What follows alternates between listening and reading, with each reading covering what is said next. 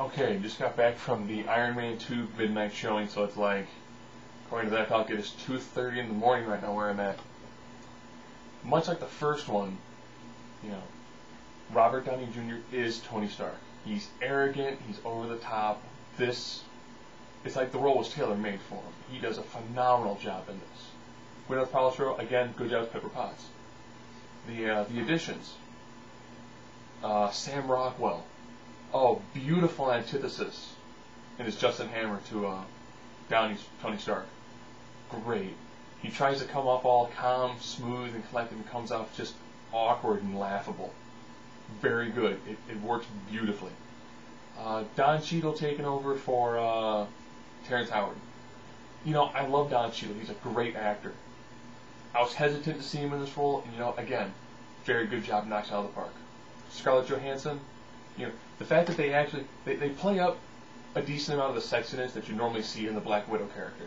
And you know, it came off, and it came off beautifully well. I'm going to do a light review, you'll see spoilers afterwards. You get to see, there's an awful lot of like metal on metal fighting. One thing that I was kind of disappointed though, the scene that they show in the trailer where Iron Man asks Pepper Potts for a kiss, and she kisses the helmet and throws it out, and he goes, "You complete me," that is actually not in the movie. Kind of. I thought it was a neat moment, but it's actually not in the movie. You know, you get to see Iron Man fighting War Machine. You get to see Iron Man and War Machine fighting a bunch of the Hammer suits. You know, the scenes with Mickey Rourke as Whiplash, done very well. You know, from the opening scene where you kind of see, you get a little bit of how he has similar tech. If you've seen the trailer, you know he's got similar tech. His character is brutal, and it's done very well. You know, the story is nice, it's crisp. It feels like it should have been a little bit longer. It's roughly a 2-hour-long movie. It feels like I almost wanted it to be a little bit longer. I guess an extra 10-15 minutes of it. You know, it is done very, very, very, very, very well. I'll give you some plot points that are less spoilerish. If you don't want to hear anything that's kind of spoilerish, and you can stop now. All I can say is lots of dude in suit fighting, lots of just all out metal mayhem, done well, done beautifully. Now, of course, here's some slight spoilers. So if you just want to hear that, that's cool. You can kick out. Again, like the first time, this kicks off the summer movie madness. It was a really, really good movie. It's a close tie to The Dark Knight when it comes to an awesome sequel. Now comes some slight spoilers. So if you don't want to hear them, shut up now. I'll give you a little while longer, okay? Okay, spoilers. Tony is dying because of the Arclight reactor. The palladium is poisoning him. It kind of worked kind of like a play on the demon in the bottle, in a way, because it was slowly killing him and making him do lots of crazy, outlandish things.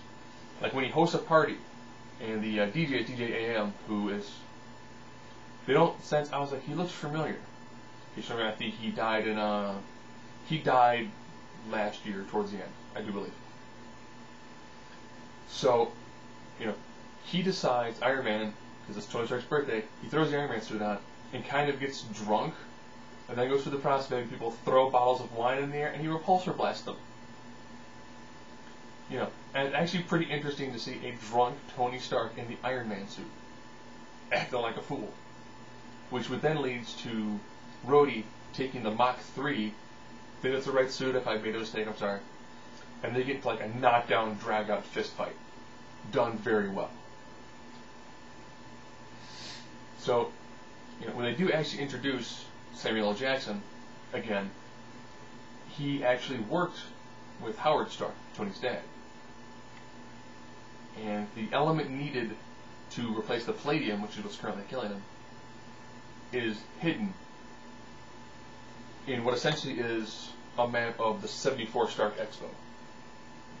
Again, done really well. The moments where Howard Stark is talking to Tony through a film resonate very well. And you see the look on Robert Downey Jr.'s face, and you feel that, like, He goes this long, drawn-out speech about how his dad never loved him, and his dad really, truly did love him. He just really didn't know how to show it because he was always so busy.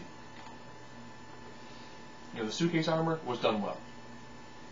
The ending fight where Whiplash is in his own Iron Man-esque suit, fighting War Machine and Iron Man, could have been a little bit longer, felt kind of anticlimactic. But the way that he ended it with, essentially detonating all of the hammer droids, done very, very well. Anyways, they do reveal pretty near about half of the movie that, Natalie is actually Natasha, and she's the Black Widow. Does a very good job, very effective, very lethal. They do mention that, they don't want Iron Man in it because he reads the initiative. Actually, he reads his profile evaluation for the initiative.